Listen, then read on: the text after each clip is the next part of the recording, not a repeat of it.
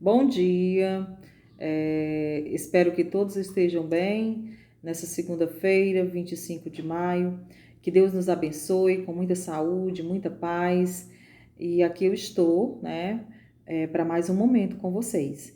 E já inicio esse primeiro momento fazendo uma breve explanação oral sobre as correções, né?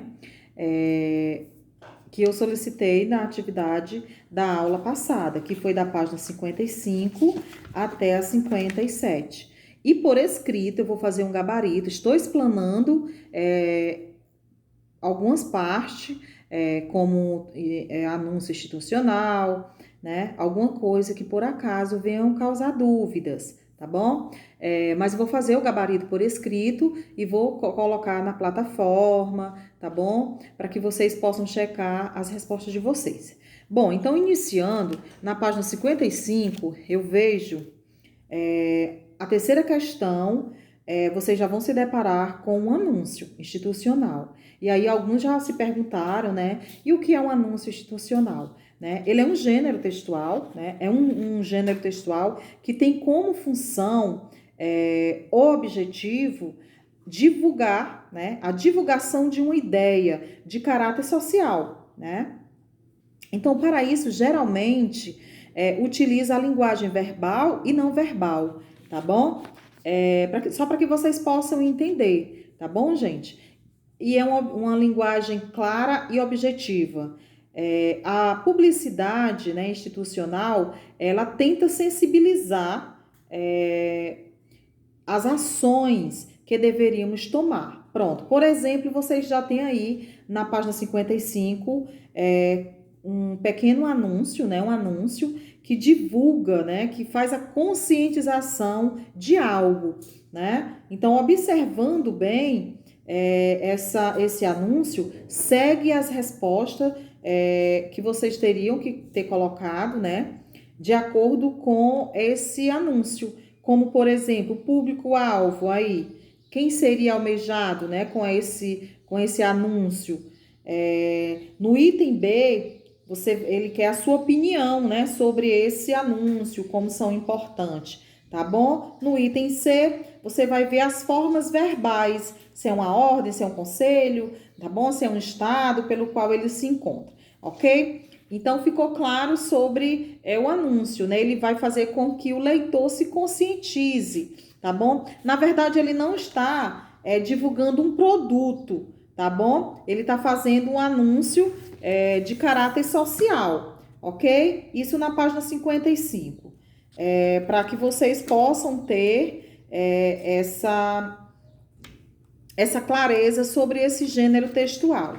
As respostas, a partir da 55 até a 57, eu vou fazer um gabarito e colocar na plataforma para que vocês possam, junto com a agenda de vocês, para que vocês possam checar a resposta de vocês. E hoje, né, eu convido vocês a produzir um texto, tá bom? Vindo para a página 58 do livro de vocês, tá bom? Então, na página 58 do livro de vocês, dá para ver, ó, aqui, ó, 58, vocês vão fazer uma leitura dessa página, tá bom? Seguindo as orientações que está solicitado aqui, ok?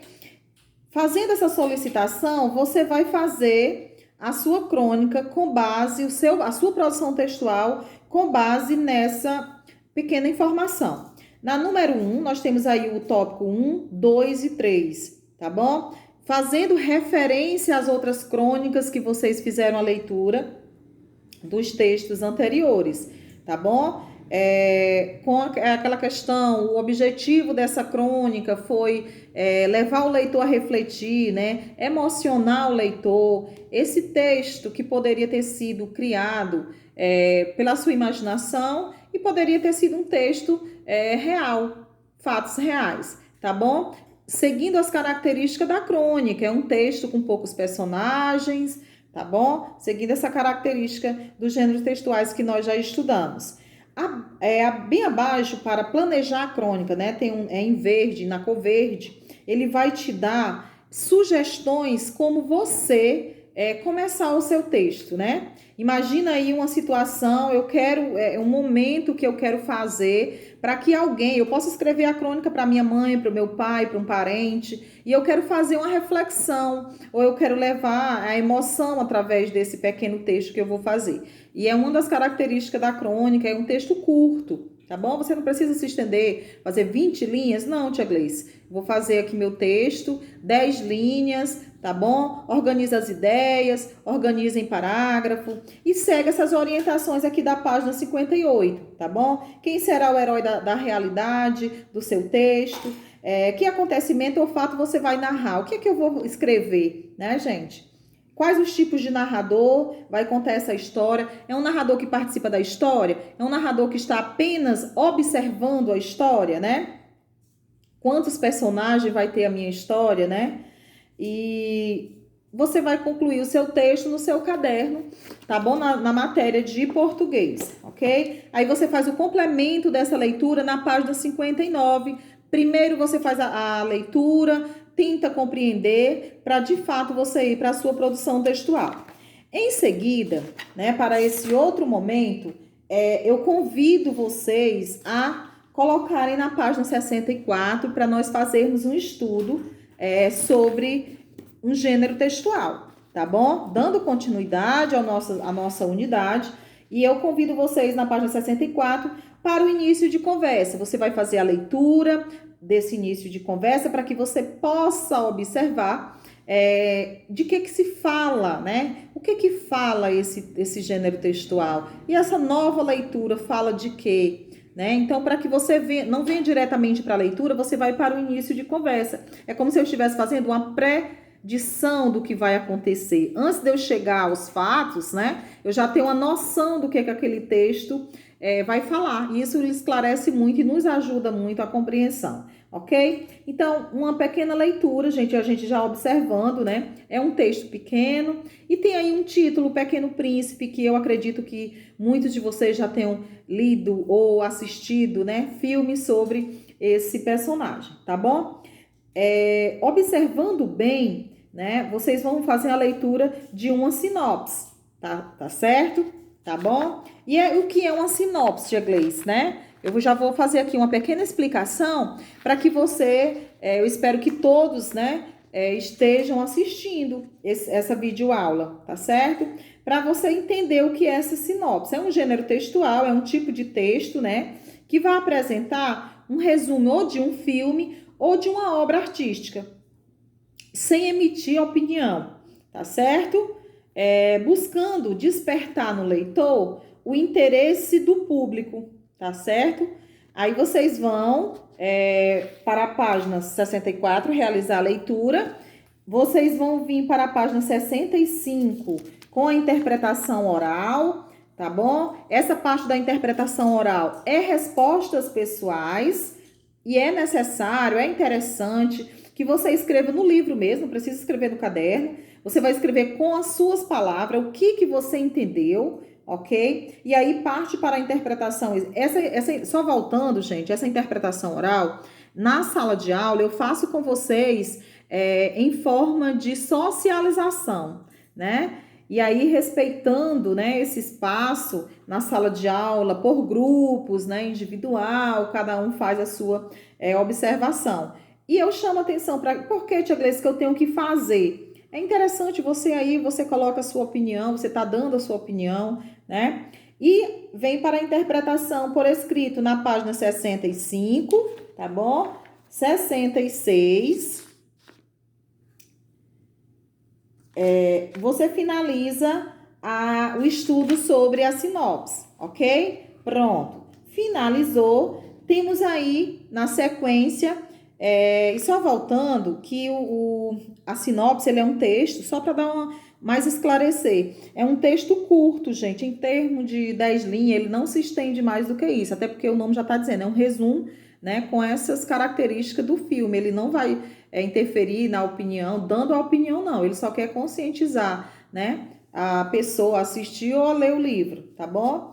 E aí, dando continuidade, na página 67, a explanação oral que eu vou fazer para vocês agora sobre o sinal de pontuação. É uma atividade, gente, que eu já iniciei o ano, né?